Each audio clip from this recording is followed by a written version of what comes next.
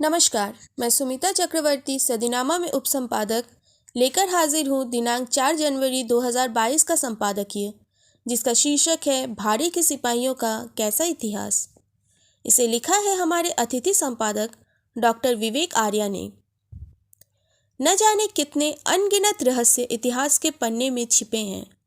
इतिहासकार दुनिया के समक्ष ऐसे ही अनसुलझे तत्वों को लाने का प्रयत्न करते हैं और लोगों की अज्ञानता को दूर करते हैं, परंतु क्या हमेशा ही इतिहास कांड जनता को सटीक जानकारी दे पाता है, या फिर यहाँ भी राजनीति का गंदा खेल हो रहा है ना सोचने वाली बात।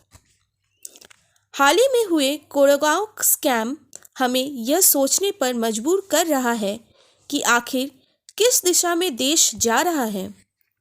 ज्ञान जो समाज से अंधकार दूर करता है, वो आज खुद अंधकार से घिरा हुआ है, और नेता जिसके हाथों में देश का बागडोर है, वो खुद अपने स्वार्थ सिद्धि में लगे हुए हैं, चाहे इसके लिए उन्हें आम जनता को गलत तथ्य ही क्यों न समझाना पड़े।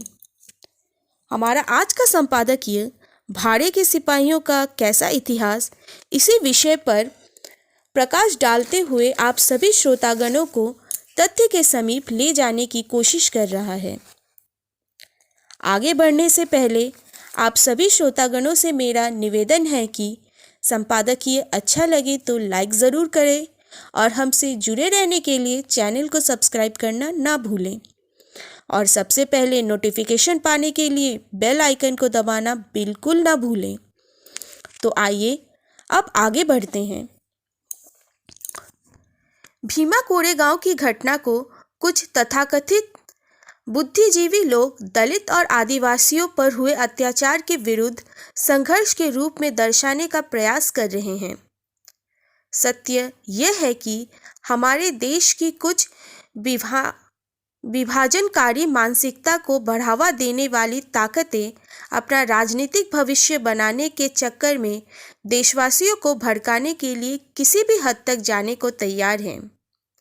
इसके लिए चाहे उन्हें कोरेगांव की घटना का ही सहारा लेना क्यों न पड़े, चाहे मनुस्मृति और ब्राह्मणवाद का जुमला ही उछालना क्यों न पड़े।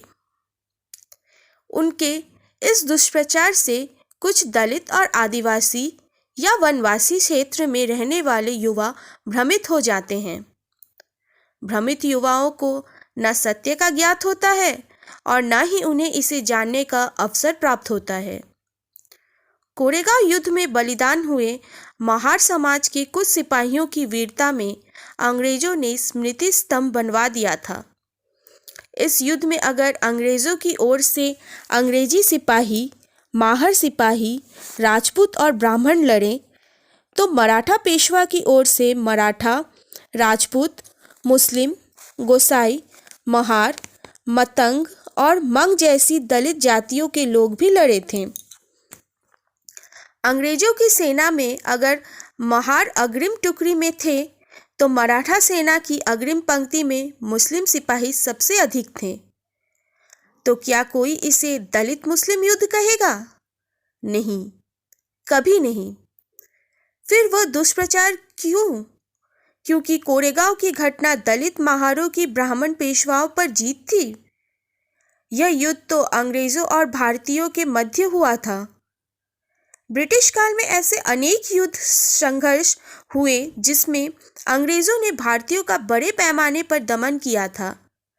इतिहास में आदिवासी क्षेत्र की संघर्ष गाथाओं के माध्यम यह है कि अंग्रेजों का दमन की घटनाओं का जो लोग भुलाकर भारतीय समाज को स्वर्ण और दलित आदिवासी के रूप में चित्रित करने का प्रयास कर रहे हैं, उनका यह षड्यंत्र असफल हो जाए, क्योंकि उनकी यह सोच केवल विघटनकारी है, सत्य इतिहास पर आधारित बिल्कुल नहीं है।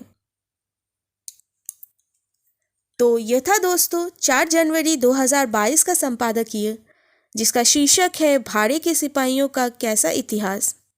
कल फिर मिलेंगे किसी नए विषय पर अगले संपादकीय के साथ। तब तक के लिए स्वस्थ रहें, सुरक्षित रहें। नमस्कार।